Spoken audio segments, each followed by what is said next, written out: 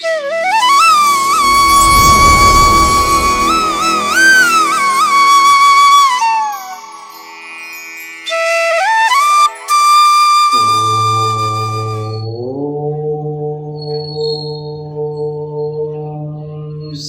సమర్థ సద్గురు సాయినాథ్ మహారాజ్కి జై. ముందుగా సాయి భక్తులందరికీ నమస్కారం అండి. వీడియో చూస్తున్న ప్రతి ఒక్కరిపైన ఆ సాయినాథుని ఆశీస్సులు ఉండాలని, బాబా గారి భక్తులందరూ ఎప్పుడూ కూడా ఆనందంగా సంతోషంగా వారి జీవితాన్ని గడపాలని మనస్ఫూర్తిగా కోరుకుంటూ ఈ వీడియో స్టార్ట్ చేస్తున్నాను ఫ్రెండ్స్. ఈరోజు సందేశంలో బాబా గారు తన బిడ్డలందరికీ కూడా మరొక చక్కటి సందేశాన్ని తీసుకొచ్చారండి.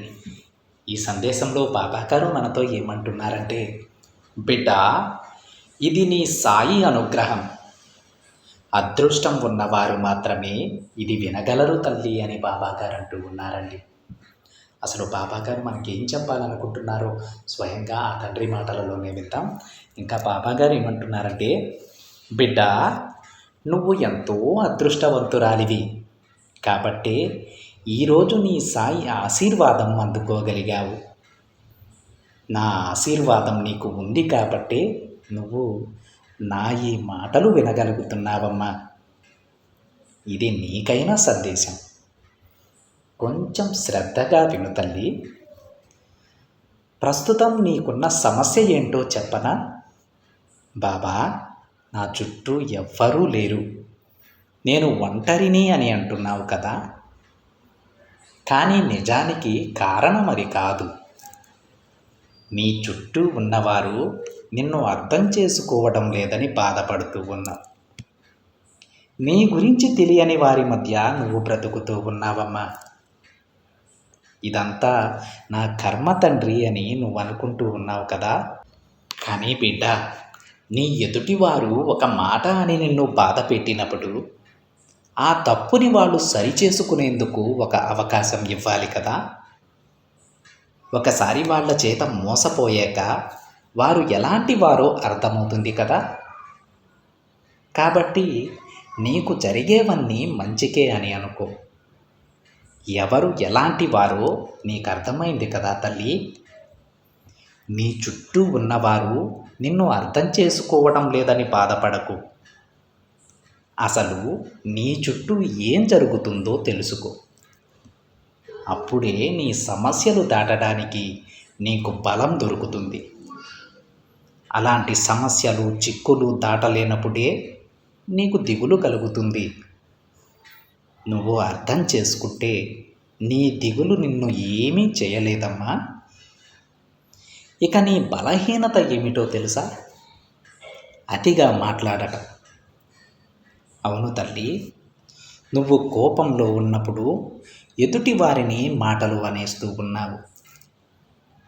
నేను దేని గురించి చెబుతున్నానో నీకు తెలుస్తుంది కదా అమ్మా.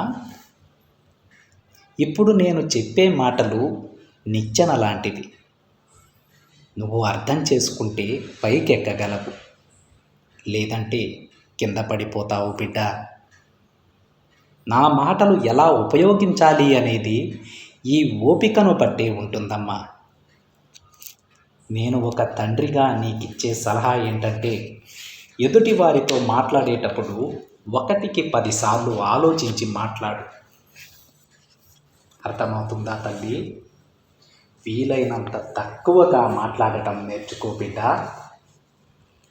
అనవసరంగా ఎవరితోనూ మాట్లాడకు.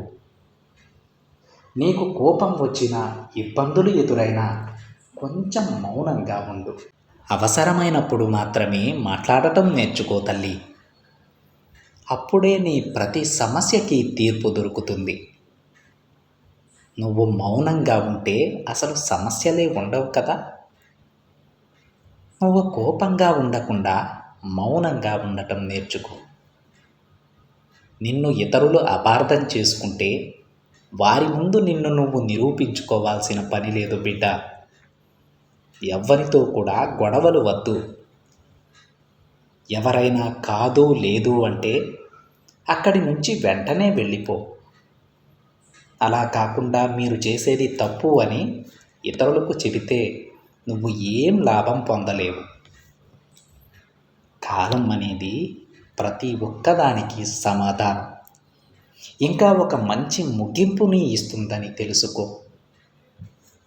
నిజానిజాలు నిజాయితీగా ఉన్నవారు ఇప్పుడు గెలవకపోవచ్చు, కానీ ఎప్పటికైనా సరే తప్పకుండా అవే గెలిచి తీరుతాయి బిడ్డ. అబద్ధాన్ని కిందకి తొక్కేసి నిజం పైకి చేరుతుంది. నువ్వు కూడా నిజాయితీగా ఉండటం నేర్చుకో. అబద్ధం గెలుస్తుంది అనేది కేవలం మాయ మాత్రమే. ఎప్పటికైనా సరే నిజమే గెలుస్తుంది. ఇదే వాస్తవం బిడ్డ. నీకొక విషయం చెప్పనా? ఎప్పుడూ కూడా నిజానికి, మంచికి ఎక్కువ శక్తి ఉంటుంది. ఇవి రెండూ ఉన్న మనుషులు ఎవ్వరికీ భయపడరమ్మా. ఎవరు ఎన్ని అబద్ధాలు చెప్పినా సరే ఏదో ఒక రోజు నిజం బయటపడాల్సిందే. అంతవరకు మౌనంగా ఉండు. అన్నీ నేను చూస్తూనే ఉన్నాను బిడ్డ. నన్ను దాటి ఏదీ జరగదు.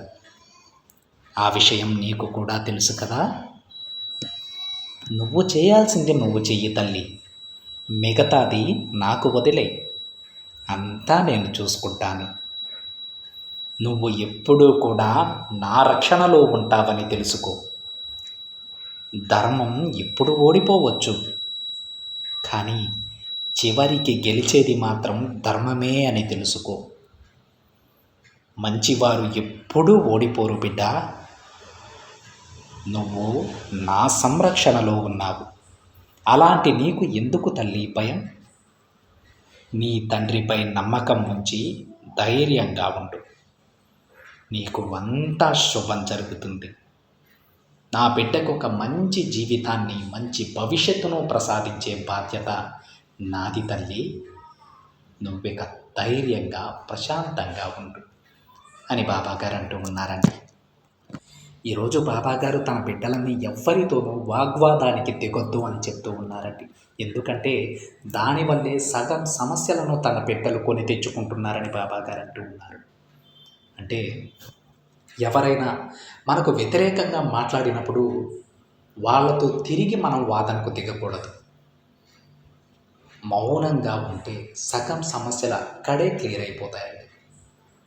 మనం ఆ సమస్యను మన ఇంటి దాకా తెచ్చుకొని మన ఇంట్లో వాళ్ళతో గొడవ పెట్టుకొని ఆ కోపాన్ని ఇతరులపై చూపించి దానిని పెద్దది చేసుకోవడం కంటే ఆ సమస్యను అక్కడితో వదిలేస్తే అదంతటితో పోతుంది.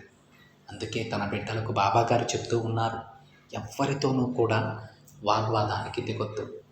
మౌనంగా ఉంటే సగం సమస్యలు అక్కడే తీరిపోతాయని బాబాగారు అంటూ ఉన్నారండి.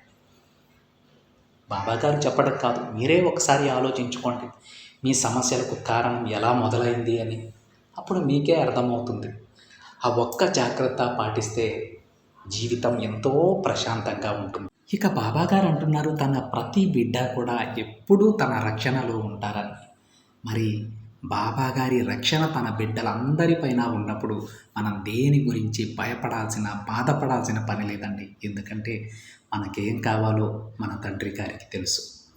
అది ఎప్పుడు ఎలా ఇవ్వాలో ఆ తండ్రి ఎలా ఇచ్చేస్తాడు ఫ్రెండ్స్. ఇకపై మీరు దేని గురించి ఆలోచించకుండా మీ పని మీరు చేసుకుంటూ వెళ్ళిపోండి.